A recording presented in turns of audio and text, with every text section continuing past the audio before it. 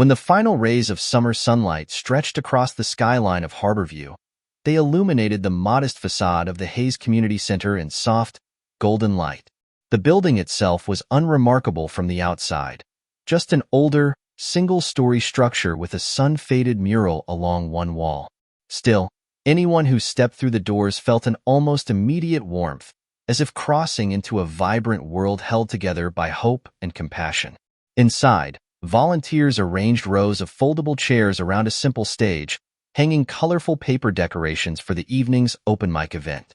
A sense of anticipation filled the space, and even in the quiet corners of the large main hall, an undercurrent of energy hinted that something special lived here.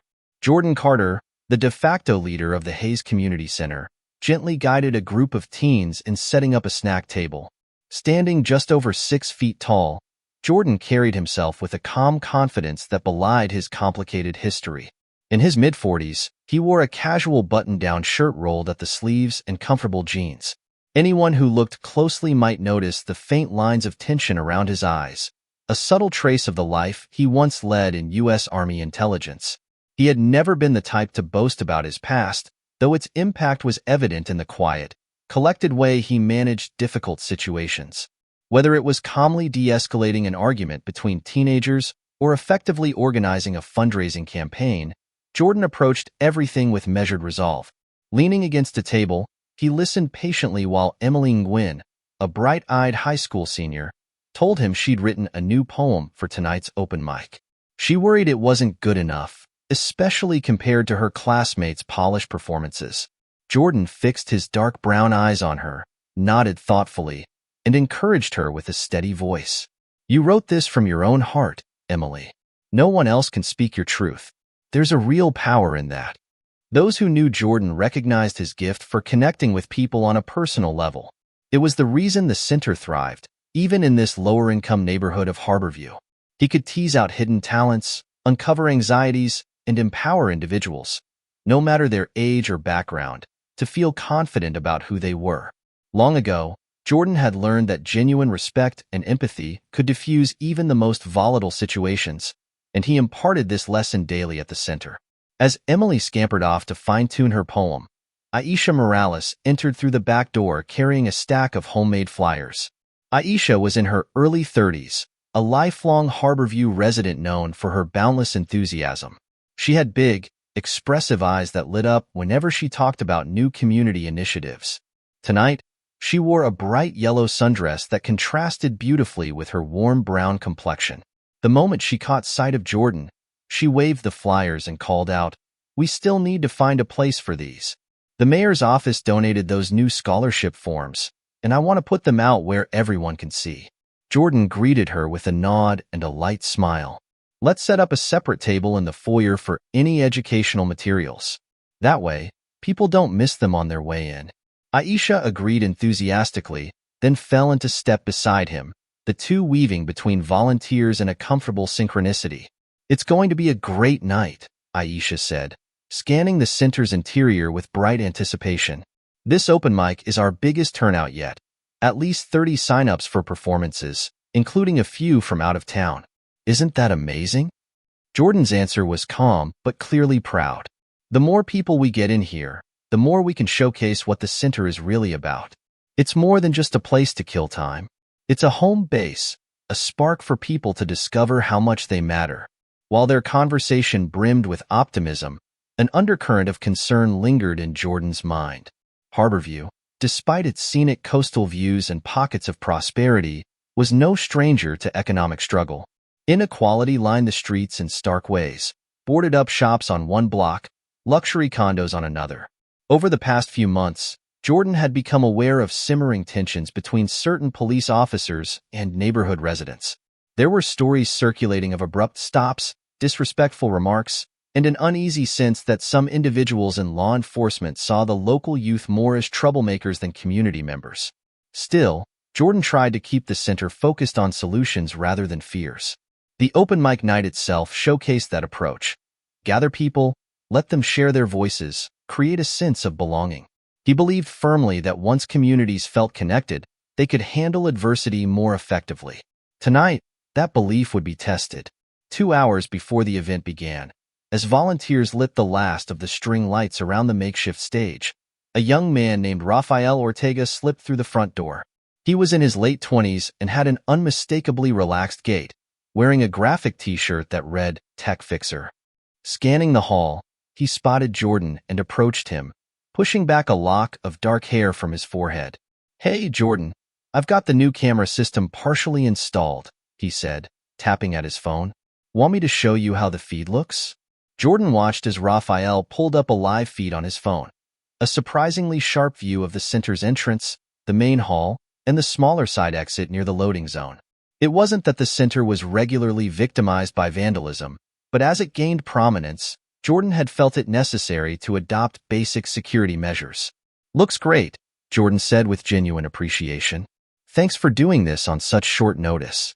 Rafael nodded, his friendly grin broadening. "Aisha convinced me. She said the center's the heart of the neighborhood, and we don't want any uninvited visitors messing with it. Plus, with these cameras, we have an easy way to document events, like tonight's open mic. If folks don't mind being on camera." Jordan told him it was a great idea, especially if the footage could be used for promotional videos later. Together, they stepped into the hallway to check the camera angles physically. As they walked, the faint hum of activity filled the air. Volunteers tested microphones, a mother wrangled her 2 children in the corner, and a local musician tuned a guitar near the stage. "So, rumor has it we're expecting quite a crowd," Rafael commented, tapping on his phone screen as he ran another diagnostic. "Which is why I boosted the center's Wi-Fi, too. People can stream if they want, or share social media updates. It's free PR." Jordan paused near the front entrance. He looked over the main lobby, where tables were set for refreshments, and saw Aisha rushing around with a small cluster of high school students who were distributing programs. "We're definitely growing," Jordan said, almost to himself. There was a faint smile, but there was also a subtle glint of seriousness in his eyes. Growth was good, but it sometimes drew the attention of people who misunderstood or resented what the center stood for. Before the conversation could continue, the entrance door swung open abruptly. In stepped Damon Brooks, a tall, broad-shouldered police officer in full uniform. The overhead lights glinted off the polished badge on his chest. Rafael, who knew of Brooks only by rumor, froze for a half-second, not sure whether to greet him or wait for Jordan's cue. Jordan, ever polite, took the lead. "Evening, officer," Jordan said, extending a hand. "We're about to hold an open mic for the local youth. Everyone's welcome if you'd like to stop by later." Damon looked around, scanning the environment with an air that felt more evaluative than welcoming. His posture was stiff, his gaze somewhat cold. At a glance, you'd think he was just doing a standard patrol check, but something about the rigidness of his stance made the moment uneasy. "Just checking in," he replied curtly, "making sure everything's up to code here. We got a call about a big gathering." He didn't reach out to shake Jordan's hand, leaving it hanging in the air for an awkward beat before Jordan smoothly retracted it. With an almost imperceptible sigh, Jordan adjusted his approach. "We're expecting around 50 people or so. We have the required permits for events like this. There shouldn't be any issues. We've done it before." Damon seemed unimpressed. He flicked his eyes around, lingering briefly on the newly installed cameras. "I see you've gone high-tech. Don't usually see that in places like this," he said, tone bordering on sardonic. A muscle in Jordan's jaw tightened, but he maintained his composure. "We're trying to keep the center safe and welcoming for everyone," he answered. "That means security cameras, better lighting, the works." Rather than pressing further, Damon turned to Rafael. "You handle the technical side here, right?" Rafael nodded, shifting his stance in mild discomfort. "Yes, sir. We just installed the cameras for. Probably a good idea. I've been hearing about certain folks around here, troublemaking teens and so on." "You can't be too careful," Damon said, cutting Rafael off. The implication that kids from the neighborhood were automatically trouble made the younger man's cheeks flush. Still, he said nothing. Jordan diplomatically steered the conversation back. "We're good on safety, Officer Brooks. We appreciate your concern. We're expecting a positive event tonight, open to the community, cops included. You're welcome to drop by if you have time." At that, Damon's tight demeanor cracked slightly, revealing perhaps a trace of bitterness. "I'm working a shift," he replied, stepping back toward the door. "But I'll keep an eye on things from the outside." With that cryptic statement, he walked out, letting the door swing closed behind him. Raphael let out a breath he hadn't realized he'd been holding. "That was tense," he remarked quietly. Jordan only nodded. "That's Damon Brooks," Jordan said in a measured tone. "He's been on the force for maybe 15 years. Used to be known for cleaning up the rougher neighborhoods, but in the last couple of years, I've heard complaints. He's, well, got an edge." Raphael's eyebrows furrowed. "I've seen officers come to the center before, but they were usually friendly, even joined in with a kids' craft fair once. This felt different." Jordan patted Raphael's shoulder gently. "Don't worry about it for now. We have an event to host. Let's not let one person's mood overshadow it." They returned to the main hall, where the first audience members had started to arrive. Parents with toddlers, high school students carrying notebooks of lyrics, older folks curious about the performances. The center lit up with a convivial buzz. Someone put on soft background music, and the aroma of freshly baked cupcakes floated in from the small kitchen at the back. A local pastry shop had donated them. From the stage, Aisha waved to Jordan, beckoning him to come over and help finalize the schedule. Emily Nguyen was on deck as the second performer, and the first would be a local guitarist named Sarah Baines. Chatting quietly with Aisha, Jordan sensed that even though Damon's brief visit was unsettling, it wouldn't deter the spirit of the event. In fact, having adversity sometimes strengthened the resolve of the community, reminding everyone why the center existed. To give voice to people who needed to be heard. A short while later, the overhead lights dimmed slightly, replaced by a single spotlight on the stage. A hush swept across the crowd of maybe 60 or 70 people, all eager to watch the performances. Sarah Baines stepped up, guitar in hand, her voice quavering a bit as she began to play a gentle acoustic tune. She sang about the harbor waters at sunset, about longing, about finding small joys in difficult times. People clapped politely, some swaying to the melody. It was a serene start, and as the last chord faded, a warm applause erupted. Sarah smiled, relieved. Then came Emily's turn. She walked up with a shaky breath, but stood tall at the microphone. The silence was thick with anticipation. Her poem, as it turned out, was about identity, a heartfelt exploration of being a first-generation Vietnamese American in a city that often failed to see the nuances of its own diversity. Her words, though raw, resonated deeply. Jordan watched from the side of the stage, feeling proud as her voice rose and fell with vulnerability and strength. When Emily finished, she was met with thunderous applause. Tears glistened in her eyes as she stepped down, clearly overwhelmed by the supportive reaction. Jordan gave her a quick thumbs up, and she beamed, looking like she'd just conquered the world. This was precisely why Jordan had built the center's programs around self-expression and empowerment. He'd witnessed so many young people who never felt they had a stage. Giving them even a literal one was transformative. The open mic proceeded smoothly, with everything from spoken word to comedic sketches, culminating in a lively dance routine by a trio of local teenagers. The crowd whistled, cheered, and offered standing ovations. It was, by all appearances, a pure success.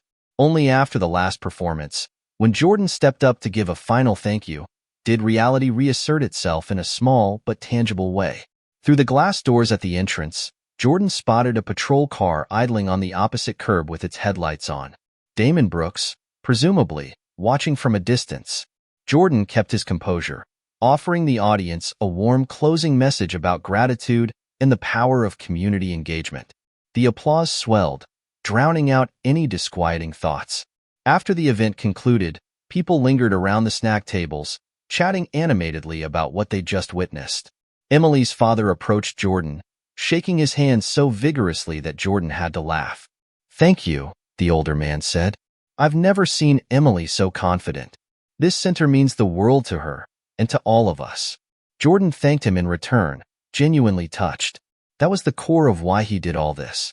On evenings like tonight, everything felt right, as though all the small but significant gestures of kindness and solidarity added up to a tangible force. Harborview still had its shadows, But within the walls of the Hayes Community Center, light shone through. When the crowd began to thin, Aisha and Raphael led a small cleanup crew while Jordan walked the last few guests to the door. The stage lights went off, the chairs were stacked, and the swirl of the evening's excitement mellowed into a subdued calm. Jordan stood by the entrance and took a moment to savor the quiet. The worn linoleum floors and mismatched folding chairs didn't look glamorous, but they carried the echoes of countless voices, each one weaving a thread of unity. Yet, from the street, the glare of a slowly passing patrol car's headlights reminded Jordan of the precarious line the center walked. Sometimes, law enforcement worked hand in hand with the community, championing neighborhood safety. Other times, officers allowed biases or personal frustrations to poison their approach. Jordan understood the system wasn't monolithic. It was made of individuals, some compassionate, some embittered, and many in between. He just hoped Damon Brooks wasn't one of those who believed fear was more effective than understanding. Aisha locked the side entrance and joined Jordan at the front. "We did it!" she exclaimed, brushing a strand of hair from her face. "Biggest turnout yet, and everything went so smoothly. I'm already brainstorming what we can do for the next event." Jordan allowed himself a small grin. "We'll have to top this one, which won't be easy. Maybe a community talent show with judges next time? Or a mini film festival showcasing local youth directors," Aisha countered, her eyes lighting up at the possibilities.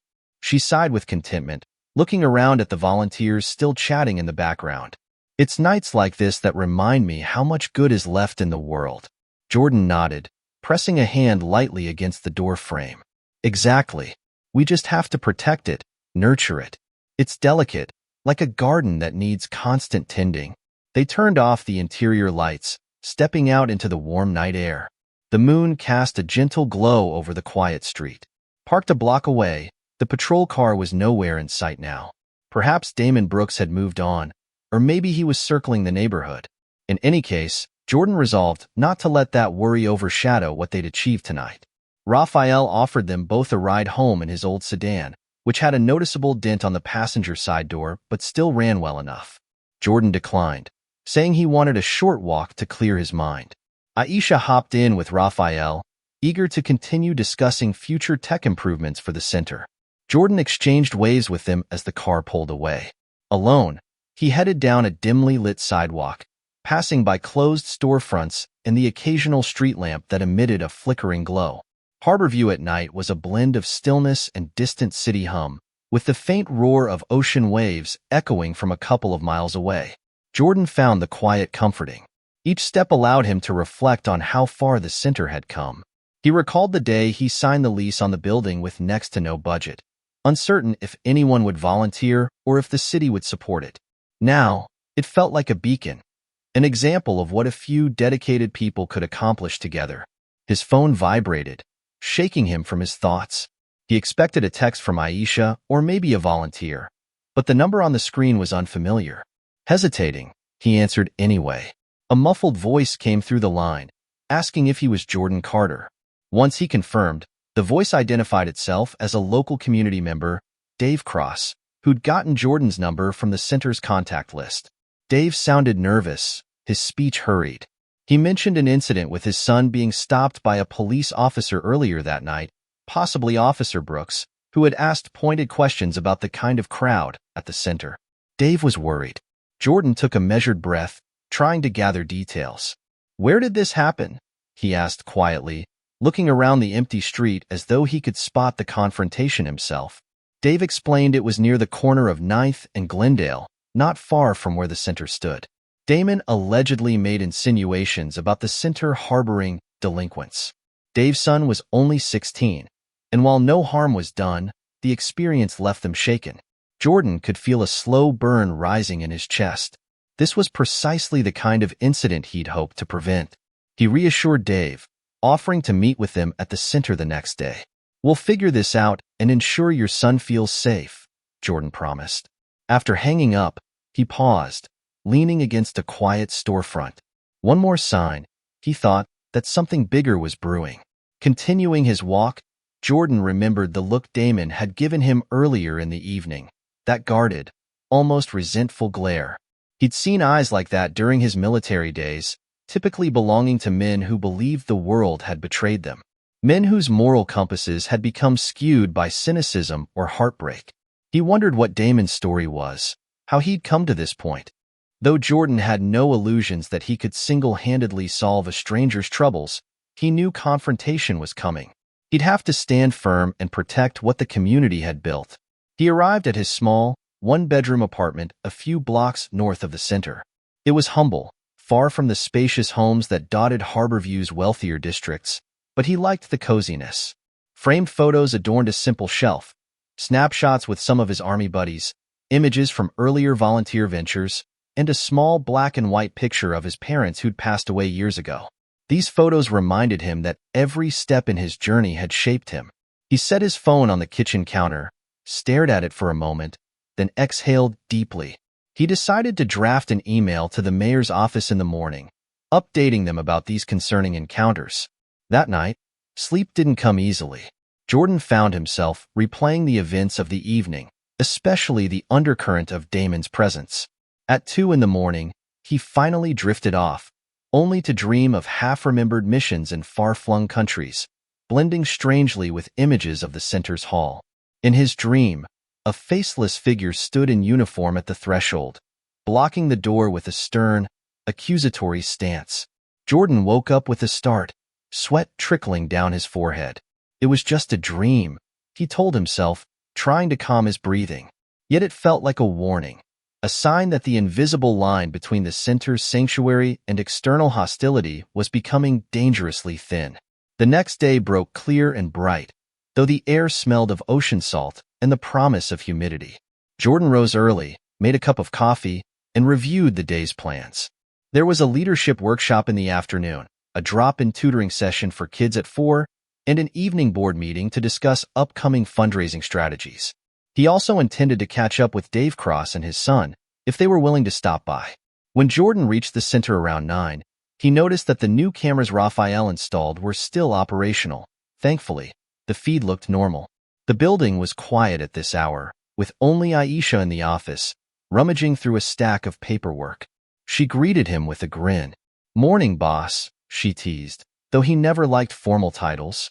He was simply Jordan to almost everyone. He told her about the call from Dave and the need to keep an ear out for more such incidents. She frowned deeply, obviously concerned. "I've been hearing rumors too," she admitted, tapping her pen on a notepad. "A few kids said they'd been questioned roughly by that same officer in the last month, always near the center." Jordan nodded. "We might have to collect statements. If this escalates, we'll need to have proper documentation."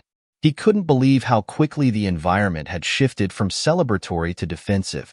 As if summoned by the tension, the front door opened, and a group of 4 teenagers stepped in, 3 boys and 1 girl, looking hesitant.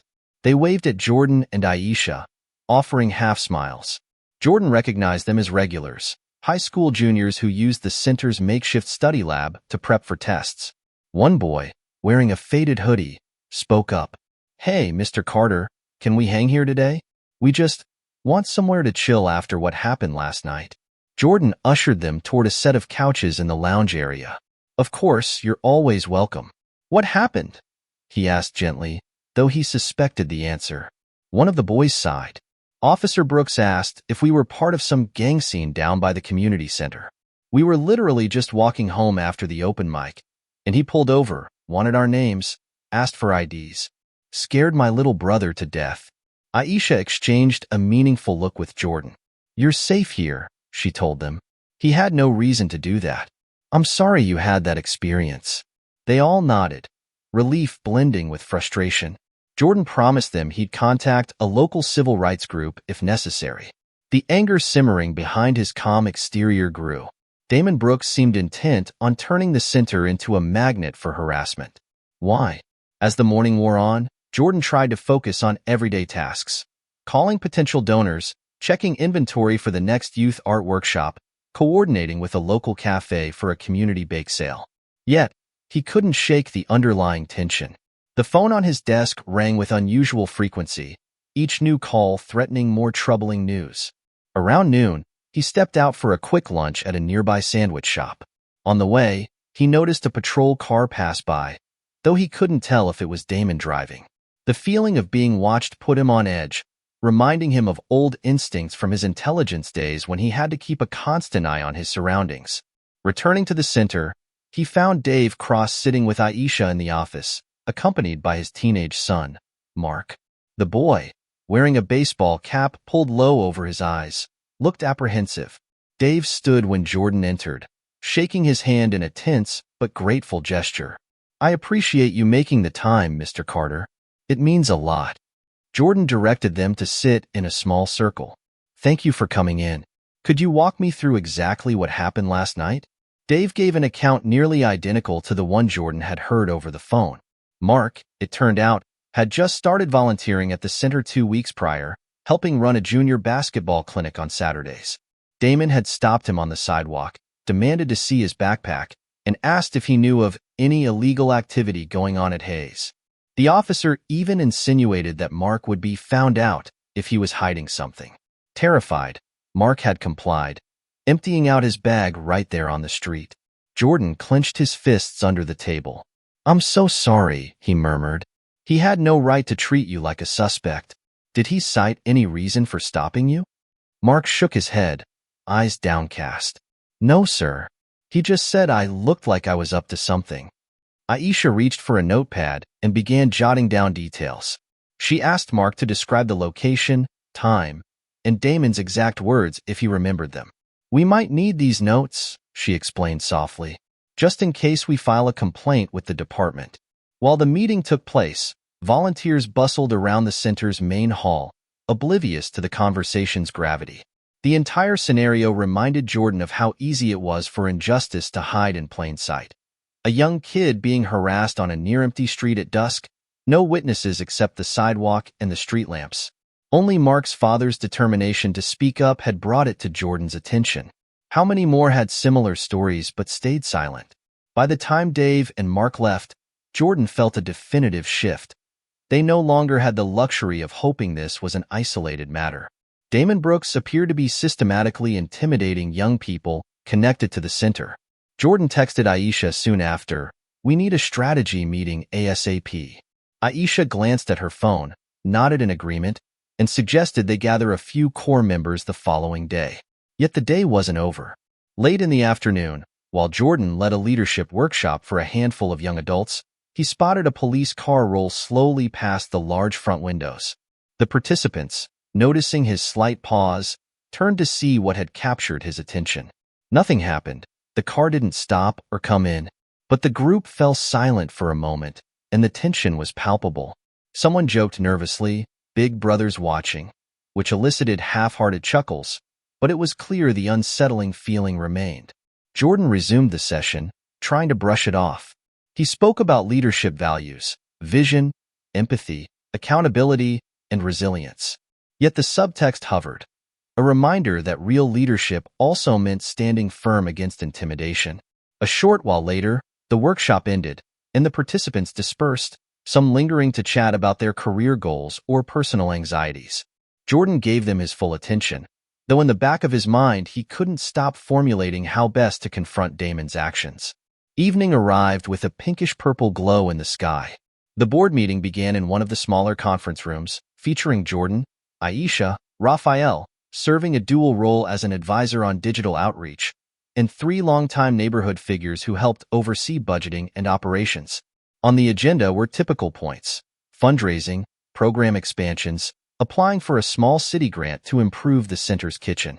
But Jordan steered the discussion to a heavier topic once the routine matters were settled. He recounted the experiences that had come to light: Mark's story, the teens' accounts, the overall sense of unease whenever Damon Brooks was around. Aisha chimed in with her notes on each complaint she'd heard or personally witnessed. Raphael confirmed he'd heard similarly from some friends, but had no concrete proof beyond rumors. The older board members, who had each grown up in Harborview decades ago, exchanged somber looks. One of them, a soft-spoken retired librarian named Diane Whitaker, sighed and said, "I've lived here all my life. We've had good cops and bad cops. This one, I'm worried he's determined to drive away the people who need this center the most." Jordan nodded. I don't want to cast all law enforcement in a negative light. We know some officers volunteer at our events, but we can't ignore that Brooks is making people fearful. That directly undermines our mission. They debated whether to file a formal complaint with the police department's internal affairs. Another possibility was reaching out to local civil rights organizations for guidance. Yet there was also concern that going full throttle might provoke Damon further. The question was how to protect the center and its community while staying true to lawful, peaceful means. Aisha, brows knit in thought, suggested carefully documenting every interaction. Dates, times, witness accounts. If we can compile a file, then it's not just our word against his, she said. We'll have an actual record. Raphael agreed, pointing out that the center's new security cameras might help capture any suspicious activity. If Damon shows up, or if something happens near our property, we'll have video. That could be vital. Jordan quietly tapped a pin on the table. Let's start with that. We'll gather evidence and ensure people who feel unsafe know they can come to us. If we need to escalate, we'll do it with facts in hand. Though the gravity of the situation weighed on them, there was also a collective resolve in the room. They concluded the meeting with a plan to stay vigilant, continue building alliances with supportive community leaders, and keep hosting programs that uplifted the neighborhood. No matter what Damon Brooks did, they weren't going to be intimidated into shutting down or losing heart. Nighttime had fully descended when Jordan left the center. As he locked up, he gazed at the starless sky, feeling a complex swirl of emotions, pride in how the center had grown, anger at the harassment, and a fierce determination to protect this safe haven.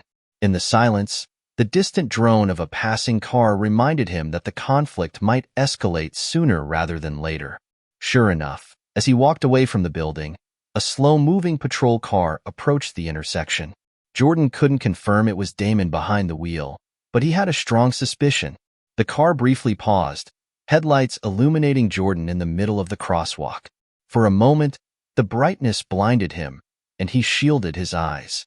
Then, the car continued forward, turning the corner and disappearing into the night. Jordan stood there in the glow of a street lamp, heart pounding. The day had ended as it began. In a dance of possibility and tension, he thought of the teens, of Dave Cross and Mark, of Emily whose poem had soared just last night. He thought of Damon Brooks too, wondering what twisted path had led him to see the center and its young visitors as threats. It was clear this story had only begun. Harborview was on the cusp of change, either sliding further into fear or rising above it in unity.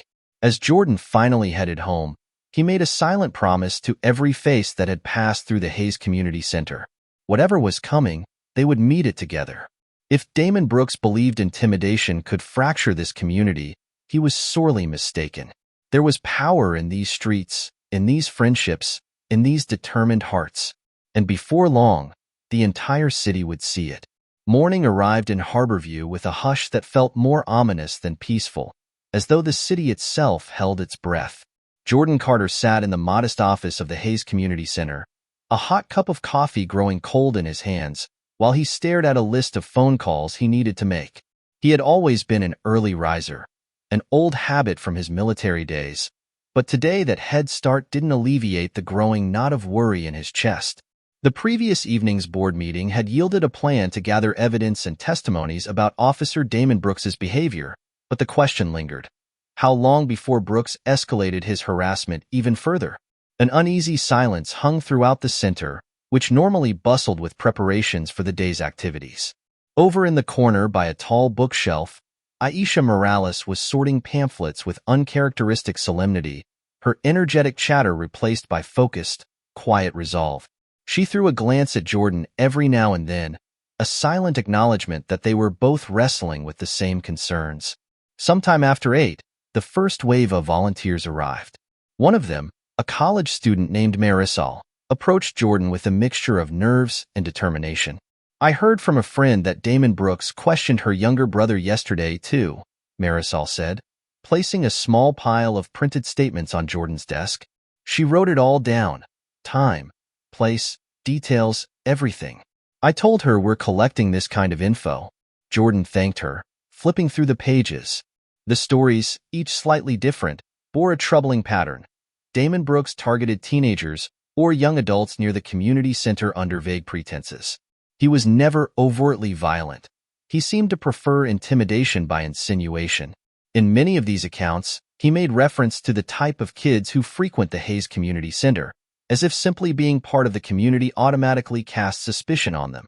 Jordan knew from experience that such prejudice, left unchecked, could poison an entire neighborhood. By mid-morning, the pile of statements had doubled. Aisha interrupted Jordan to hand him a sealed envelope that had been dropped off at the front desk. "It's from someone named Liz Harper," she explained, voice low. The receptionist said Liz refused to leave her contact information, but insisted we read this. Jordan opened the envelope and skimmed a typewritten note. His brow furrowed deeper with every sentence. Liz claimed to be a recently retired police officer who had served alongside Brooks.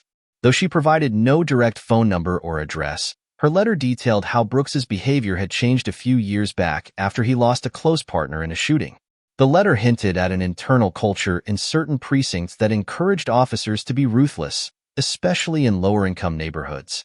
Liz urged Jordan to stay vigilant, ending with, "Officer Brooks wasn't always this way, but he's fallen down a dark path. Be careful. He respects only those who push back with clear evidence." Jordan read it twice, then folded the note carefully. "We'll keep this in mind," he said to Aisha, who nodded gravely. "Even if we can't verify who Liz Harper is, it sounds credible." Before they could discuss it further, the phone on Jordan's desk rang.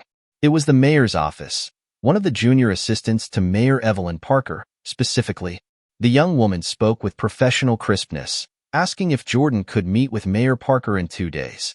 "She's heard about the rising tensions involving an officer and your center," the assistant said. "She wants to hear your concerns directly, if you're available." Jordan responded that he would absolutely be there, and the call ended with the usual promise to confirm via email. Aisha let out a sigh of relief when Jordan told her, "That's good, right? Finally, we'll get to talk to someone in power." He set the phone down gently. "It's a step. The mayor doesn't always intervene directly in police matters, but if the pressure is high enough, especially from the community, she might. Let's hope." In the hours that followed, the center's usual schedule resumed. A nutrition class for senior citizens in the morning, an after-school tutoring session for kids in the early afternoon, and a series of job readiness workshops for young adults.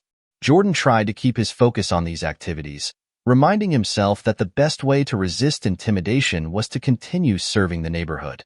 Still, an undercurrent of tension ran through every interaction, like a low electric hum no one could ignore.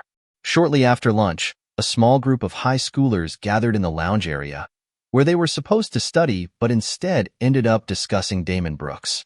One student said their older cousin had been pulled over for fitting a description. Another mentioned a neighbor who refused to walk home after dark for fear of running into that particular officer. Jordan didn't want paranoia to spread, yet he also refused to dismiss anyone's concerns. He joined the group, encouraging them to channel frustration into constructive action. Sign statements, keep journals, talk to adults they trust. "We can't let one person's bad conduct destroy the unity we've built," Jordan said gently, but the looks on the students' faces told him just how rattled they were. Meanwhile, outside the center, a light drizzle began to fall. From the large front windows, Jordan watched gray clouds roll across the sky, as if the weather itself mirrored the unease gripping the neighborhood. The faint patter of rain on the windows accompanied the hushed voices inside. Rafael Ortega arrived around mid-afternoon, hood of his sweatshirt pulled low, shoulders damp. He went straight to Jordan with a determined set to his jaw. "I've been talking to people online," he said, tapping his phone. "I'm hearing rumors that Brooks has a few buddies in the department who back him up, and that they're talking about cracking down on loitering around the center. Just rumors, but it's not good." Jordan nodded, feeling his jaw clench. "We have the right to gather. This is private property, plus we follow all city guidelines. They can't just invent reasons to shut us down." Raphael sighed. "Legally, no. But you never know how they might twist the rules to hassle us. I've also seen some trolls online trying to paint the center as a magnet for crime, like we're harboring gang members, which is so ridiculous." They stood together in tense silence, the hum of an old overhead light filling the space. Then Jordan placed a hand on Raphael's shoulder, a gesture of quiet solidarity. Keep documenting. Keep spreading the real story. We can't let misinformation overshadow what we do here. Community center dwindled, with only a handful of volunteers and a few teenagers left waiting to be picked up by their parents. Jordan was about to close up for the day when the front doors opened, ushering in a blast of cool air and the figure of Detective Amanda Chen, wearing a dark raincoat. Immediately, Jordan recognized her from local events. Amanda was known for doing community outreach in Harborview, a stark contrast to Brooks's reputation. She removed her hood and scanned the almost empty lobby before stepping forward. "Sorry to barge in like this," she began, addressing Jordan with a polite tone, "but I wanted to talk if you have a few minutes. Off the record, is there somewhere private we can go?" Jordan glanced at Aisha, who was tidying a stack of papers at the front desk. Aisha, curious but unobtrusive, gave a slight nod, indicating she'd keep an eye on things. Jordan led Detective Chen to a small office at the back, flipping on a lamp that cast a warm glow over the cluttered desk and shelves lined with donated books. He gestured for her to sit while he remained standing, leaning against the desk. Amanda shook the raindrops from her hair and spoke directly. "I've heard some troubling things about Officer Brooks and his conduct in this neighborhood. I've also heard that you and your staff have been documenting incidents. I came to see if you'd be willing to share what you have." Jordan studied her face for a moment. She seemed sincere, but he had to be cautious. "I appreciate your interest, Detective Chen. Can I ask what your motive is? Are you investigating Damon specifically, or is this part of a broader inquiry?" Her expression flickered with a hint of frustration. "Officially, there's no open case, but I've seen patterns before. When one officer repeatedly oversteps, it tarnishes the entire department and erodes community trust. People clam up, crime goes unreported, tension escalates. That's bad for everyone. I'd like to see if there's enough cause to recommend an internal affairs look at Brooks." Jordan inhaled slowly, considering. Sharing evidence with her might be beneficial if she was earnest in reining in Brooks.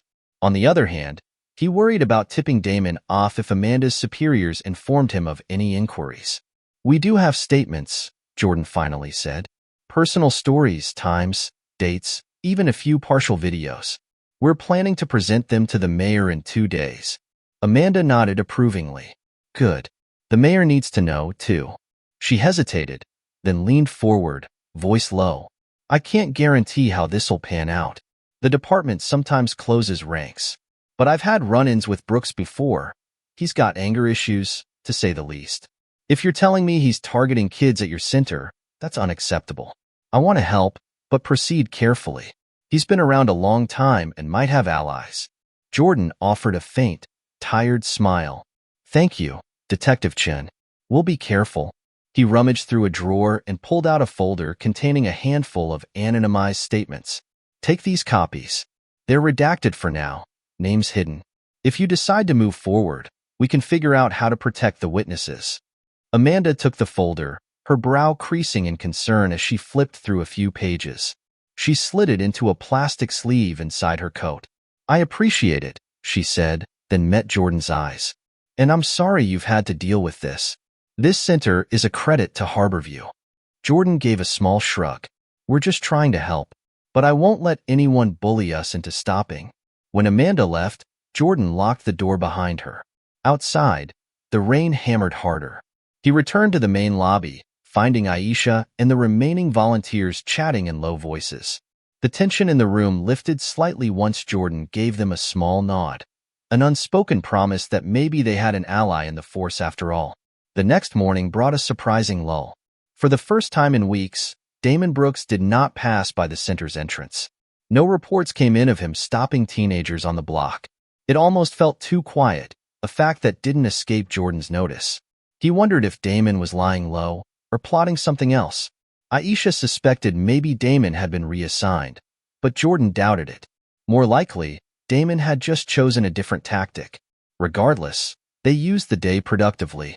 Aisha and Raphael compiled an organized folder of all statements for the upcoming meeting with Mayor Parker. Jordan read over each story carefully, feeling a stab of anger and sadness at how many children in the community were afraid to simply walk home. While scanning these accounts, he paused on a detail from Mark Cross's statement. Damon had specifically called the Hayes Center a haven for delinquents. Jordan's jaw tightened. He'd spent years building a place of safety and inclusivity, and now it was being attacked with baseless smears. That afternoon, Jennifer Olson, a journalist from the Harborview Chronicle, called. Her voice crackled through the line with an edge of urgency. I've been hearing whispers that tensions between the Hayes Center and a certain police officer are rising. I know you don't like the spotlight, Jordan, but can we talk? The public has a right to know if someone on the force is abusing power. Jordan looked at the thick folder on his desk. We're meeting with the mayor in 24 hours. Let's see what comes of that before we make any big media announcements. She pushed back mildly, pointing out that sunlight was often the best disinfectant. Jordan understood her argument, but insisted on at least giving the mayor a chance to respond. At length, they agreed Jennifer would wait until after the mayoral meeting to run any in-depth piece, unless something else broke first. Around 5 that evening, the center began to empty. Only a few staff members remained, finishing up the day's administrative work. Jordan once again found himself staying late, reviewing proposals for an upcoming city grant. Aisha offered to stick around, but Jordan insisted she get home to rest. You've been here non-stop, he told her gently. Go relax for a bit, watch a movie. She relented with a grateful smile, though her eyes betrayed a hint of worry. Before leaving, she squeezed Jordan's shoulder reassuringly. We're in this together. Don't carry it all by yourself. Jordan watched her go, then leaned back in his old office chair and stared at the ceiling. The drone of the fluorescent light overhead felt louder in the near-empty building. Thoughts churned through his mind. Damon Brooks's hostility, the upcoming meeting with the mayor, Detective Chin's warning about potential departmental pushback. For a moment, Jordan considered how different his life had been just a few years ago. Serving abroad, facing threats that were more straightforward, if more dangerous. The battles of bureaucracy and prejudice at home sometimes felt more insidious. He stood and made his way through the dimly lit hallway to do a final check of the center's doors and windows. The sound of light rain returned, tapping on the roof like a chorus of small knocks. Heading toward the rear exit, he noticed movement through the frosted glass pane. Someone was standing just outside. Jordan hesitated, heart quickening. A second later, the door rattled gently, as if the person was testing whether it was locked. Jordan cleared his throat, calling out, We're closed. Can I help you? He heard a muffled voice that sounded like a man's. Unsure if it was safe to open up, Jordan flipped on the exterior light. Through the glass, he could see a figure in a hooded jacket. Slowly, Jordan unlatched the door, cracking it open an inch. Sir? The man lifted his chin, and the overhead light revealed a face Jordan had never seen before. Tired eyes, a day's worth of stubble, and a nervous twitch in his jaw. You Jordan Carter? He asked in a low tone. Water dripped from his hood onto the concrete. Yes, Jordan said, still wary. Is everything all right? The man glanced over his shoulder, as though checking if someone followed him. I need to talk about Brooks. I worked with him a few years ago. He extended a trembling hand that clutched a small flash drive. Will you take this? Jordan felt a jolt of apprehension. Who are you? He asked, stepping just outside to keep the man from entering the locked building. The stranger shook his head. My name doesn't matter. I left the department, transferred out. Couldn't handle what I saw. He took a breath, voice thick with a mix of fear and regret. He's bad news, man, and it's not just him. Some folks in the precinct cover for him. I have video files on that drive, body cam stuff that never made it into evidence logs. Maybe it'll help you stop him. Jordan's mind raced. This felt like stepping onto a tightrope, accepting illicitly obtained files from a mysterious individual. And yet, if it contained legitimate proof of misconduct, it could be crucial. Why bring it to me? A flicker of desperation crossed the man's face. Because you're the one standing up to him. I saw your name on social media, stories about the center. People trust you. I want out of this mess, but I can't just watch him go on ruining lives. He pushed the flash drive into Jordan's hand. Look, I have to go. Check that out, and you'll see what I mean. Before Jordan could ask more, the stranger turned and disappeared into the night, merging with the dark alley behind the center. Jordan stood there in the rain, flash drive in hand, stunned by the sudden revelation. After a moment, he locked the door and hurried back to his office, his pulse pounding in his ears. Setting the drive on the desk, he took off his wet jacket and draped it over the back of a chair. He stared at the small piece of plastic and metal as though it were a live wire. If it contained illegally leaked police footage, it was both a potential lifeline and a risk. Gathering himself, Jordan powered up the center's office computer, closed the blinds, and inserted the flash drive.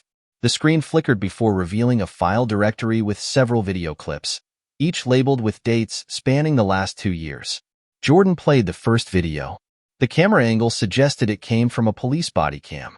The footage showed an officer, presumably Brooks, stopping a young man on a sidewalk late at night.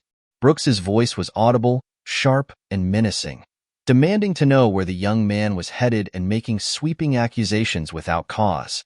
The young man looked petrified. Brooks threatened an arrest. Then the clip ended abruptly. Jordan's stomach churned. He clicked through 2 more. Each showed similarly disturbing interactions, questionable searches, aggressive language, heavy-handed intimidation. Some were from the inside of a patrol car. In one clip, you could faintly hear Brooks mocking a suspect after the suspect was led away in handcuffs. The last video file seemed corrupted. It wouldn't play, only flicker with static. Jordan sat back, heart pounding. This was direct evidence of a pattern of harassment and potential violations of civil rights. If it was genuine and not fabricated, it could be the strongest proof yet of how Damon Brooks operated. But questions flooded Jordan's mind. How to verify authenticity, whether the flash drive was contraband, if its chain of custody would hold up in any formal proceedings. It was a legal minefield. Still, there was no doubt that these videos corroborated the pattern the community's statements described. Jordan felt a heavy weight of responsibility. He couldn't just ignore it. After safely ejecting the drive, he tucked it into a secure place in a locked drawer. Then he powered down the computer and took a moment to settle his breathing. The next step would be to consult with either the mayor's office or an attorney about what to do with these files. Perhaps Detective Chun could guide him. A small voice in the back of his mind warned that if Brooks or anyone in his circle discovered Jordan possessed such evidence, the backlash could be severe. Shutting off the lights, Jordan ventured back into the wet night. Rain pattered against his hood as he walked to his car, parked a short distance away under a flickering street lamp. The city felt uneasy, as though Harborview sensed the tension in the air. He slid into the driver's seat, locked the doors, and sat for a moment in silence. The day had begun with a glimmer of hope, an upcoming audience with the mayor, and ended with explosive new evidence landing in his hands. Jordan pressed his forehead against the steering wheel, letting out a long exhale.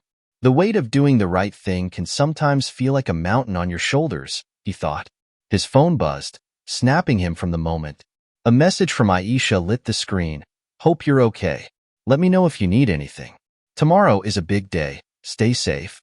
Jordan typed back a quick reassurance and started the engine. Pulling onto the damp streets, he felt his nerves still trembling. Damon Brooks and his potential allies were now more than just bullies. They were individuals with a hidden network and concealed files that exposed wrongdoing. The fight for the community had turned into something bigger, more perilous, and definitely more urgent. When he finally arrived home, Jordan wasted no time triple-checking that his doors and windows were locked. Though he'd known real danger in other chapters of his life, there was something unsettling about threats lurking in your own backyard. He heated a can of soup for dinner, hardly tasting it. His thoughts spun around what the next day might bring, especially with the meeting with Mayor Parker looming. Would she take the matter seriously enough? Would presenting the statements be enough? Or should he reveal the body cam footage? Could he trust her to act in good faith without tipping Damon off? The questions piled up, each carrying a potential risk. Sleep eluded him for hours. When he finally drifted off, his dreams were a chaotic swirl of half-remembered war zones melding with images of a rainy Harborview street where sirens wailed and uniformed officers marched in shadows. He woke up several times, heart racing, only to realize he was alone in his small apartment. By the time his alarm rang at dawn, he felt like he'd barely rested at all. Yet, there was no room for lethargy. Today was the day Jordan would meet Mayor Evelyn Parker face to face. Over a quick breakfast of scrambled eggs and toast, he mentally rehearsed what he might say. He pictured himself calmly outlining the problem: Damon Brooks's pattern of harassment, the numerous victim statements, the night visitor's flash drive with damning footage. But how far should he go? Show all the files? Mention Detective Chen? The weight of the decision was colossal. By 7:30, Jordan was at the community center, printing out a concise packet summarizing each incident. Aisha joined him in the office, dressed in a smart blazer, her version of formal attire. She fussed with her hair in the reflection of a dark computer monitor. "We need to present a unified front," she said, voice wobbling with a hint of nerves. "We have to make it clear that we're not just complaining. We're demanding justice. And we have proof." Jordan nodded, trying to project calm. "This meeting could shape everything that happens next," he replied. "No matter what, we have to be clear, respectful, but firm. Let's see if the mayor values the truth as much as she values political balance." They left Raphael in charge of the center for the morning. He gave them each a quick, supportive hug before they walked out. The day was overcast, though it had finally stopped raining. The clouds overhead shifted restlessly, threatening more precipitation. Aisha drove them in her small hatchback, weaving through morning traffic toward City Hall, a stately building of white stone flanked by tall windows. The building's American flag snapped in the breeze outside. Inside, they were directed to a second-floor conference room by a cautious young assistant who asked them to wait briefly. Jordan and Aisha sat side by side at a long wooden table, the hum of fluorescent lights overhead and the faint echo of footsteps in the hallway filling the silence. Jordan could feel his pulse in his temples, but he maintained a composed exterior. After a few minutes, the door opened, and Mayor Evelyn Parker entered. She was a tall woman in her mid-50s with impeccably styled silver hair, wearing a tailored suit and a practiced smile. Jordan rose to greet her, shaking her hand politely. Her demeanor was cordial but guarded.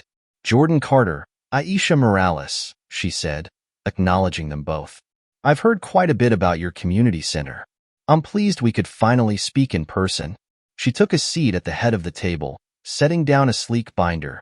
"Why don't we get right to the reason you requested this meeting?"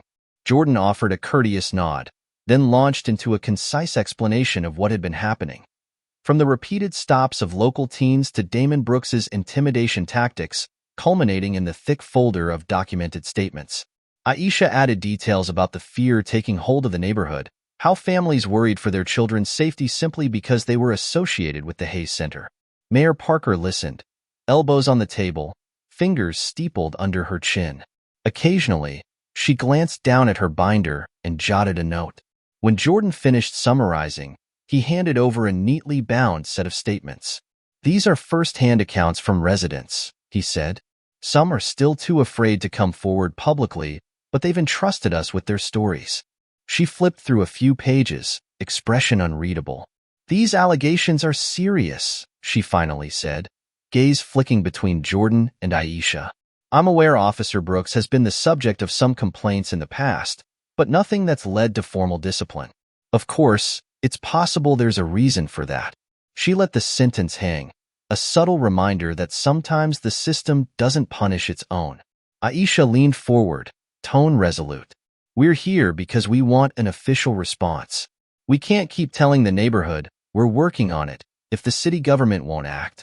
We're prepared to go to the media if necessary, but we hope to give you a chance to see what we have." Mayor Parker tapped her pen thoughtfully on the table. "I appreciate your candor, and I do want the community to feel safe. But you should understand that an internal process within the police department can be lengthy. I can't promise immediate disciplinary action without a thorough investigation." Jordan exchanged a glance with Aisha, then mustered the courage to address the potential bombshell. "We also have reason to believe there's more direct evidence of misconduct, video recordings, possibly from within the department. I'm not prepared to show them now until I confirm their authenticity, but if I do..." He let the implication hang. The mayor's eyes narrowed slightly. "I see. Well, if you can produce verifiable video evidence, that changes the calculus. But be mindful of how you obtained it. Sometimes improperly sourced materials can't be used in official investigations. Her words landed with the weight of a diplomatic warning. Jordan took a subtle breath. Understood. We're working with counsel to figure that out. Mayor Parker flipped through a few more pages before closing the folder. I want to reassure you that I don't condone harassment of any kind, she said, voice measured. But we operate in a realm of procedures. I will contact the chief of police and request a preliminary inquiry, at least. That's where we start. Aisha's eyes flashed. A preliminary inquiry. Meanwhile, Damon Brooks remains on the street, free to harass kids. We need real protection, not half measures. For the first time, the mayor's smooth veneer cracked a bit. I understand your frustration, Ms. Morales. But politics is about balancing interests, public safety, due process, departmental integrity. Officer Brooks isn't a rookie. He has supporters who believe he's strict but effective. This is going to be a delicate matter. Jordan stepped in before Aisha could respond with more passion. Mayor Parker, the community is unified on this. If we don't see progress, we'll have no choice but to escalate, peacefully, but very publicly. The mayor's mouth formed a thin line. I don't doubt your resolve. Let me propose this. I'll speak with the chief by the end of the week. If there's enough substance to these claims, we'll consider placing Officer Brooks on administrative leave while the matter is investigated. In return, I ask you to keep all of this out of the headlines for now, unless you see no alternative. Jordan weighed her words carefully. This felt like a compromise, not as swift or decisive as they wanted, but possibly the best official response they could get without igniting a war of public opinion. Aisha looked visibly torn, but she glanced at Jordan, and he gave a subtle nod, meeting her gaze. We can agree to give you a short window, Jordan told the mayor. But if nothing happens, our next step is transparency, period. Mayor Parker exhaled softly, and for a moment she appeared genuinely concerned rather than merely political. Fair enough. I'll do what I can. Thank you for bringing this to me directly. She stood, offering a handshake again. Jordan and Aisha followed suit, each leaving the room with measured courtesy. Outside, in the hallway, the tension between Jordan and Aisha was palpable, though not directed at each other. They were both frustrated by how bureaucratic the response seemed. Yet they tried to find solace in the fact that the mayor had at least committed to speaking to the police chief. It was more movement than they'd seen in weeks. As they descended the steps of City Hall, Aisha let out a long breath. That's it? We just go home and cross our fingers that she follows through? Jordan pressed his lips together. For now, yes. We'll keep an eye on everything. See if Damon changes his behavior. And if we get evidence that the mayor's stalling, we go public. They reached Aisha's car, the wind picking up around them. Dark clouds hovered overhead, threatening another shower. The city streets bustled with midday traffic, people hurrying to lunches or meetings, oblivious to the undercurrent of conflict swirling around the Hayes Community Center. Jordan glanced back at City Hall, a grand facade that symbolized power and process. The question lingered. Would the systems that claim to protect the people actually deliver justice this time? Aisha opened the driver's door, looking up at Jordan. At least we didn't walk out empty-handed, she said softly. Administrative leave for Damon Brooks would be a win, right? If it happens. Jordan nodded, sliding into the passenger seat. Yeah, if it happens. He shut the door, and Aisha started the engine. As they pulled away from the curb, Jordan caught sight of a police cruiser in the rearview mirror, turning onto the street behind them. For a brief moment, he wondered if it was Damon, if he'd caught wind of their meeting with the mayor. His heart thudded in his chest before he forced himself to look away. They had chosen their path, forging ahead in the face of adversity. Now the only choice was to keep going. They had a fragile promise from the mayor, a trove of evidence to corroborate the community's stories, and the unwavering support of everyone at the Hayes Center. As the clouds broke and a fresh drizzle began, Jordan closed his eyes for a moment, letting the patter of rain ground him. One thing was certain. The fight was far from over, and they would meet whatever came next head-on. The following morning in Harborview dawned gray and overcast, a heavy sky threatening rain as if echoing the mounting tensions within the community. Jordan Carter woke early, the events of the previous day still weighing heavily on his mind. He sipped his lukewarm coffee, eyes fixed on the stack of documents neatly arranged on his desk, the compiled statements from residents who had experienced Officer Damon Brooks's harassment firsthand. Each story was a thread in the tapestry of injustice they were striving to unravel, and Jordan knew that presenting these to Mayor Evelyn Parker could be the catalyst for change they desperately needed. Aisha Morales entered the office quietly, her usual vibrant energy tempered by the gravity of their mission. "Morning, Jordan," she greeted, placing a fresh cup of coffee beside him. Her eyes held a steely determination that had only strengthened since the board meeting. "Morning, Aisha," Jordan replied, nodding appreciatively. "Are we ready for the mayor's meeting today?"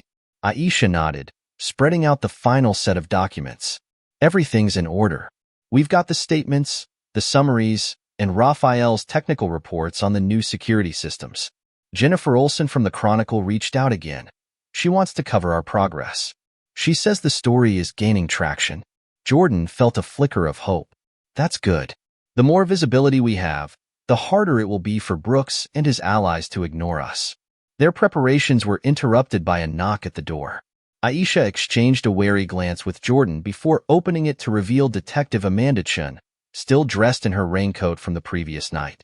She stepped inside, shaking off the remnants of the drizzle. "Good morning," Amanda said, her tone respectful yet urgent. "I wanted to follow up on our conversation yesterday.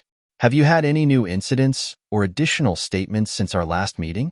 Jordan gestured for her to take a seat. "Yes, actually, we've received several more statements overnight. It seems Damon's been targeting more young people around the community center. Some have even reported feeling threatened when walking home alone." Amanda leaned forward, her expression serious.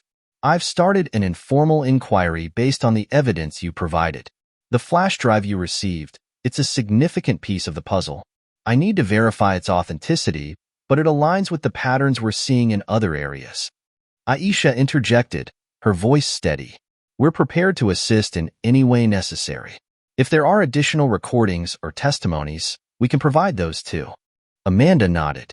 "I'll need access to all the footage Raphael has been collecting and any other documentation you have. We're also reaching out to other departments to see if Brooks has a history of similar behavior elsewhere." As Amanda left, Jordan felt a surge of determination. The detectives' involvement meant that their efforts were gaining official traction, but it also signaled that Brooks might escalate his actions to protect his position. The balance between hope and fear teetered precariously.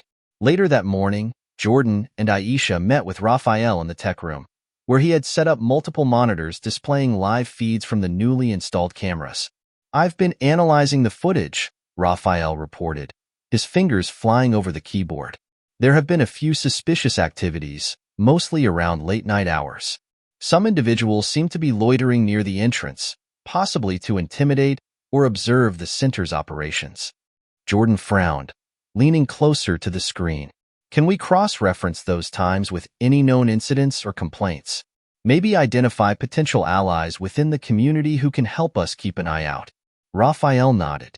"I can run a database check and see if any of those individuals have prior records or connections to Brooks. It might help us predict or prevent future confrontations." As the day progressed, the trio worked diligently, piecing together a network of interactions that painted a clearer picture of Brooks's strategies. It became evident that his harassment was not random but a calculated attempt to undermine the center's influence and drive away its supporters. In the afternoon, Jordan received another call from Jennifer Olson. Her voice was brisk but friendly, tinged with excitement. "Jordan, I've been speaking with several sources, and it seems our story is gaining traction. People are starting to see the broader implications of what's happening here. I'd like to arrange a follow-up interview, maybe delve deeper into the systemic issues at play." Jordan agreed, recognizing the importance of media coverage in swaying public opinion. "Absolutely, Jennifer. Let's set it up for later this week. The more we can highlight the community's resilience and the injustices they're facing, the stronger our position will be." As evening approached, the atmosphere at the Hayes Community Center shifted. The usual hustle of volunteers winding down was replaced by a tense calm, as if everyone anticipated the next move in this unfolding drama. Jordan stood by the windows, watching as the first drops of rain began to fall, their rhythmic patter against the glass a soothing yet persistent reminder of the challenges ahead. Aisha approached him, her face illuminated by the soft glow of the office lamp. "We've got a meeting with Jennifer tomorrow. She wants to see the progress and maybe discuss some of the new findings from Raphael." Jordan turned to her, gratitude evident in his eyes. "Thanks, Aisha. Your dedication keeps this place running smoothly, even when things get rough." She smiled, though her eyes betrayed a hint of worry. "We all do, Jordan. We all do." As the final rays of daylight faded, a shadow loomed outside the center's perimeter. Damon Brooks had not been seen since the morning patrol, but rumors swirled about his increasing aggression and the lengths he might go to silence the community's voice. Jordan knew that with Detective Chin's support and the mounting evidence, they were inching closer to exposing the truth. But he also understood that the road ahead would be fraught with obstacles, both seen and unseen. That night, as the center closed its doors, Jordan walked the perimeter, ensuring every window was secure and every light was off. The rain had picked up, turning the streets into slick mirrors reflecting the stormy sky. His phone buzzed with a message from Aisha. "Everything's set for the mayor's meeting. Let's give it everything we've got." He nodded to himself, a sense of purpose solidifying within him. "We're not backing down," he whispered to the empty halls, a vow to the community that depended on his unwavering strength. Returning to his office, he sat down and reviewed the compiled documents once more, each statement a testament to the community's courage and resilience. With every passing minute, the stakes grew higher, but so did their resolve. Jordan knew that true change required unwavering commitment and unity. As the rain continued to drum against the windows, he felt a surge of determination. Harborview would not be silenced, and the Hayes Community Center would remain a beacon of hope in the face of adversity. He glanced at the clock, noting the late hour. Tomorrow was a pivotal day, and he needed to be ready. Closing his eyes for a brief moment, Jordan envisioned a Harborview where justice prevailed, where the voices of the marginalized were heard, and where communities stood united against oppression. It was a vision worth fighting for, no matter the cost. With a deep breath, Jordan extinguished the office lights, leaving the center bathed in the soft glow of moonlight and the steady rhythm of rain. As he stepped out into the night, the storm outside mirrored the tempest within, but also the promise of renewal that comes with every challenge overcome. The Hayes Community Center stood silent under the cloak of night, its once vibrant walls now shadowed and still. As the last volunteer bid farewell and the lights dimmed, Jordan Carter felt a chill that wasn't entirely from the evening air. He double-checked the doors and windows, ensuring everything was locked and secure before finally retreating to his modest office. The center had become a sanctuary for many, a place where voices could be heard and spirits uplifted. But tonight, an unsettling stillness hung over it, a prelude to the storm that was about to break. Around midnight, under the cover of darkness, a figure slipped silently through the side entrance. Damon Brooks had always been meticulous, but tonight there was a desperation in his movements that Jordan hadn't seen before. The hallway was dimly lit, the security cameras recording silently. Damon moved with purpose, bypassing the main rooms and heading straight for the office. He forced the door open, a key he had procured earlier that day glinting ominously in his hand. Inside, he began his destructive mission, shattering glass, tearing down posters promoting community events, and rifling through important documents. His actions were methodical, driven by a need to intimidate and erase the center's presence. The next morning, the center buzzed with its usual activities, but an undercurrent of tension was palpable. Aisha Morales was the first to notice the chaos as she unlocked the main door, her heart sinking at the sight of the damage. Chairs were overturned, tables were scattered with papers, and several windows bore fresh scratches. She hurried to Jordan's office, finding him already surveying the extent of the vandalism with a mix of anger and disbelief. "This is worse than I imagined," Jordan muttered, running a hand through his disheveled hair. Someone knew exactly what they were looking for. Aisha knelt beside him, her eyes scanning the wreckage. "Damon must be behind this," she stated, her voice steady despite the fear gnawing at her. "He's trying to send a message." Meanwhile, Rafael Ortega was already at work in the tech room, attempting to recover the corrupted security footage. The rain had started again, tapping incessantly against the windows, as if urging him to hurry. His fingers flew over the keyboard, lines of code and error messages scrolling rapidly across the screen. "It's not looking good," he announced, frustration evident in his voice. "The system's been heavily damaged, but I think I can salvage some of the footage." Back in the main hall, Jordan and Aisha rallied the remaining volunteers, urging them to remain calm and secure the center. The community's heart was being targeted, and they couldn't afford to let fear take root. They began documenting the damage, taking photos and compiling a list of what had been lost or destroyed. Each item was a symbol of the center's mission, now under threat. Later that day, Jennifer Olson arrived at the center, her notebook in hand and determination in her eyes. "I heard about what happened," she said softly, surveying the damage with a journalist's keen eye. "This is significant. Do you have any leads on who might be responsible?" Jordan shook his head. "We believe it's Damon Brooks. His harassment escalated recently, and this feels like a deliberate attempt to dismantle what we've built." Jennifer nodded, her mind already piecing together the story. "I'll start digging into his history. Maybe there's more to uncover about his motives and any patterns of misconduct." As the day turned to evening, the community gathered for an emergency town hall meeting.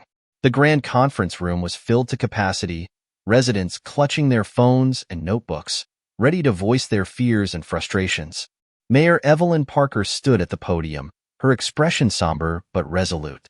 Jordan took a deep breath and began to speak, sharing the details of the vandalism and the mounting evidence against Damon Brooks.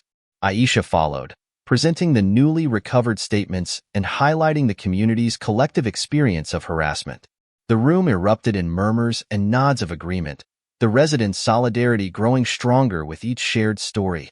Parents spoke of their children's fear, business owners lamented the decline in customer traffic, and teenagers voiced their anxiety about walking home alone. Jordan's voice remained steady as he addressed the crowd. "This center is more than just a building. It's a lifeline for many of us. Damon Brooks's actions are not just his own. They represent a broader issue of abuse of power and intimidation. We need to stand together to protect what we've built." Tears welled in the eyes of several residents as they shared personal anecdotes of Damon's confrontations. One elderly woman, Mrs. Linda Hayes, recounted how Damon had threatened her for attending a senior yoga class, while a young father, Tom Martinez, described how his son was pulled over for no reason other than his association with the center. The room was filled with a shared sense of injustice and a burning desire for change. As the meeting progressed, it became clear that the community was ready to take action. Plans were quickly formed to organize peaceful protests, amplify their voices through social media, and seek legal assistance to hold Damon accountable. The emotional speeches had ignited a fierce determination among the residents, and they were united in their resolve to fight back against the harassment. Meanwhile, Damon Brooks sat alone in his dimly lit apartment, the weight of his actions pressing down on him. Flashbacks of his early days on the force mingled with memories of the partner he had lost in a tragic accident, a loss that had fueled his growing bitterness and resentment towards those he now saw as weak or undeserving. He stared blankly at the wall, grappling with the remnants of his former self, a man who once believed in justice and protecting the vulnerable. As the days passed, the community's efforts began to bear fruit. Social media campaigns gained traction, with hashtags like #ProtectHayesCenter and #JusticeForHarborView trending locally. Jennifer's investigative articles exposed Damon's pattern of misconduct, revealing that he wasn't an isolated case but part of a troubling trend within the local police force.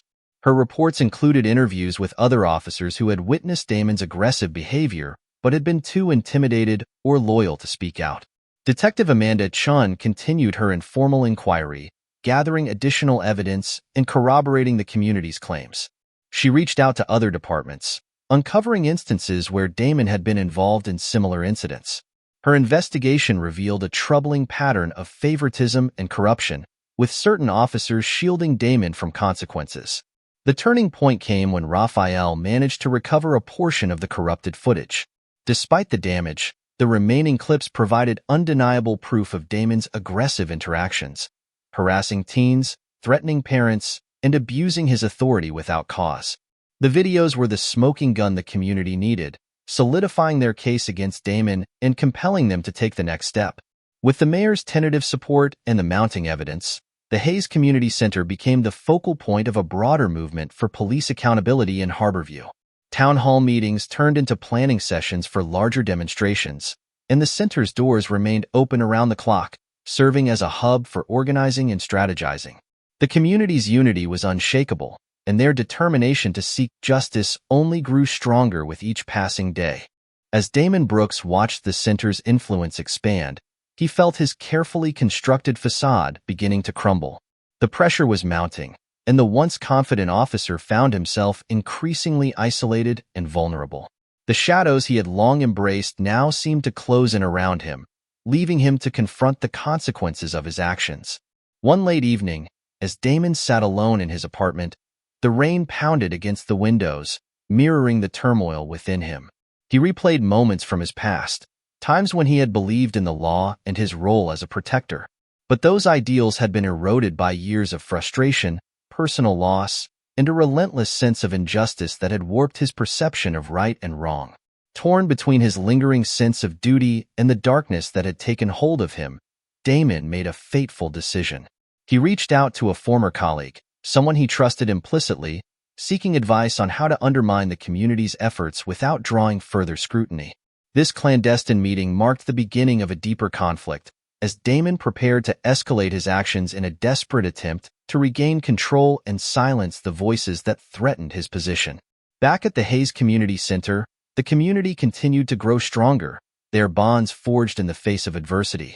Jordan, Aisha, Raphael, and Jennifer worked tirelessly, driven by the stories of those who had been hurt by Damon's harassment. The center had become a beacon of hope and resistance, proving that unity and determination could challenge even the most entrenched systems of power. As the chapter closed, the stage was set for an inevitable confrontation. The community's fight for justice was no longer just about the Hayes Community Center. It had become a symbol of resistance against abuse of power, inspiring other neighborhoods to stand up and demand accountability. The path ahead was fraught with challenges, but the spirit of Harborview burned brightly, illuminating the way forward in their quest for a fairer, more just society. The Hayes Community Center had transformed over the past few weeks into a bastion of resilience and unity. The once modest facility now buzzed with heightened activity as residents from all walks of life rallied together to protect their sanctuary from the relentless harassment of Officer Damon Brooks. The atmosphere was charged with determination, every corner echoing with conversations about strategies, support systems, and the unwavering commitment to justice. Jordan Carter stood at the front of the community room, addressing a diverse group of volunteers who had gathered for their weekly planning meeting. The room was filled with familiar faces, teenagers who had once feared walking home alone, parents who had witnessed their children being targeted, and elderly residents who had been vocal about their experiences. Aisha Morales, Rafael Ortega, and Jennifer Olson were by his side, each playing a crucial role in the burgeoning movement against Brooks's intimidation tactics. "We've made significant progress," Jordan began, his voice steady and inspiring. "Our social media campaigns are gaining traction, and Jennifer's articles have shed much-needed light on Damon Brooks's misconduct. But we can't rest yet. Our next steps are crucial in ensuring that our efforts lead to meaningful change."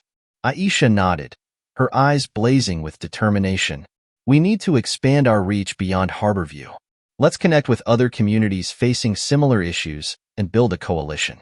Together, we can amplify our voices and demand accountability from the police department." Raphael chimed in, tapping his phone to bring up a map dotted with various community centers across the city. "I've been reaching out to tech experts and activists in other neighborhoods. They're interested in joining forces and sharing resources. If we pool our knowledge and support, we can create a formidable network that's harder to ignore." Jennifer leaned forward, her journalist instincts ever vigilant. "I've secured a meeting with a prominent civil rights attorney who's willing to represent us. With legal backing, we can file formal complaints and potentially take Brooks's actions to court.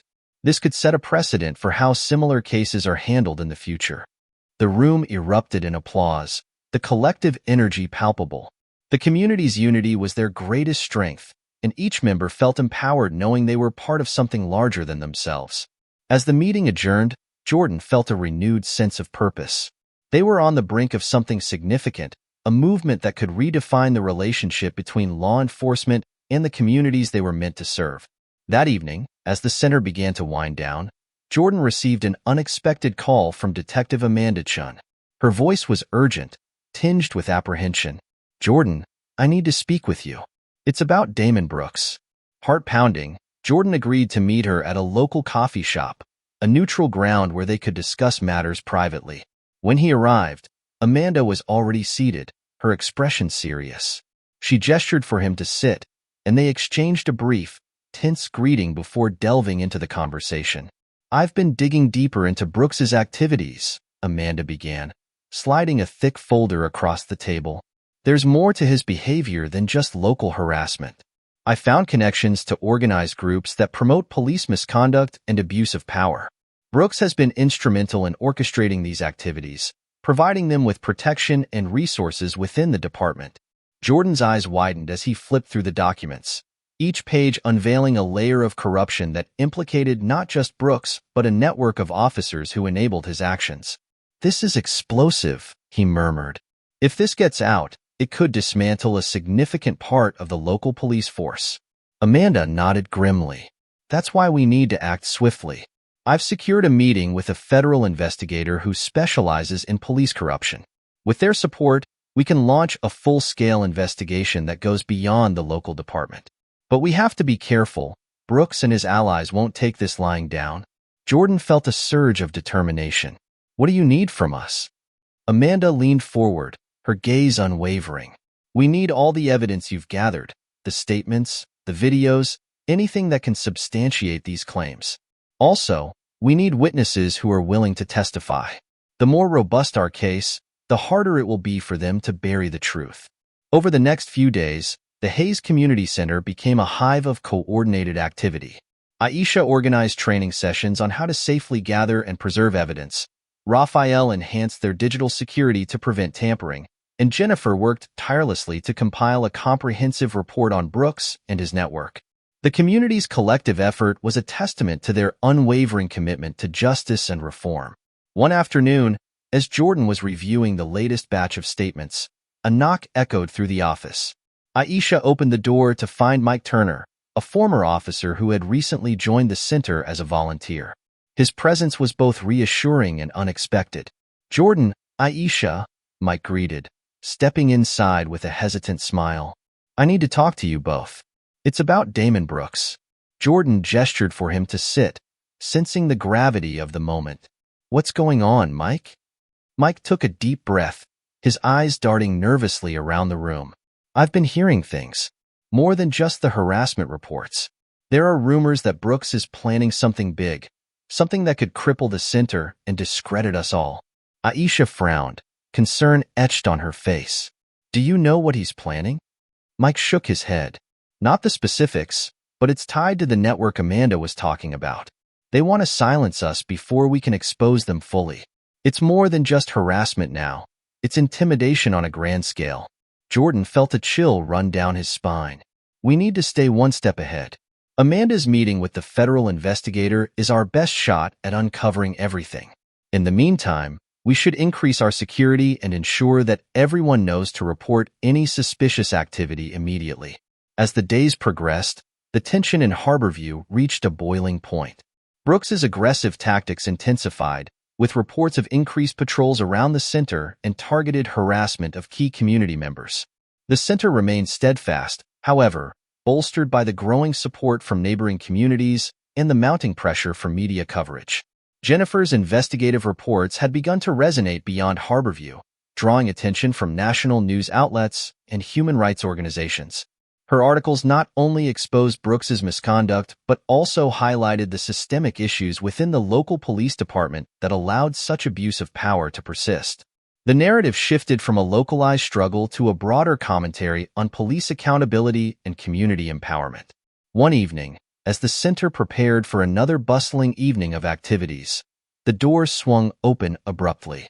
A group of uniformed officers entered, their leader holding up a set of warrants. "Officer Damon Brooks is under arrest for multiple counts of harassment, intimidation, and obstruction of justice," the commanding officer announced, his voice firm. The room fell into stunned silence as Brooks was led away in handcuffs, his once commanding presence reduced to a humiliated and defeated figure. A collective sigh of relief swept through the community, mixed with jubilation and vindication. Jordan watched as Brooks was escorted out, a complex swirl of emotions clouding his thoughts.